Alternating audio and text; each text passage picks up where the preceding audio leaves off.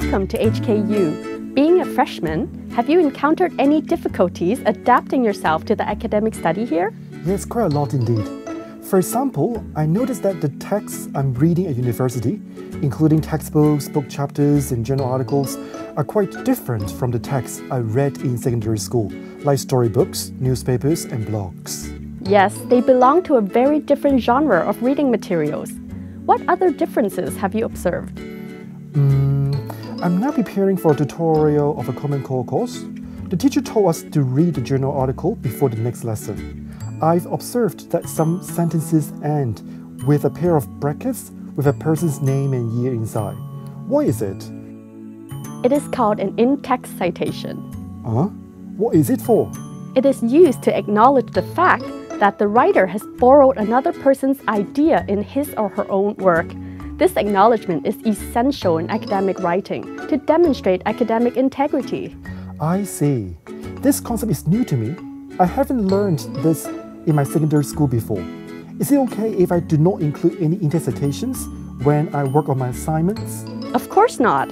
If you refer to others' ideas without making a proper and explicit reference to them, you are committing plagiarism, which is a serious academic offense. I'm glad to know the information. I have another question. I can see at the end of the text, there is a list of books, journal articles, and some other reading materials. What is this list? It is a referencing list, showing all the reading materials that the writer has cited in the main text. In other words, there should be a corresponding entry in the reference list for each in-text citation. You have to provide accurate information in both the in-text citation and reference lists, because this allows the readers to locate the original text for further reading.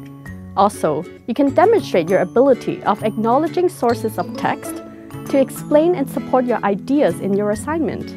I see.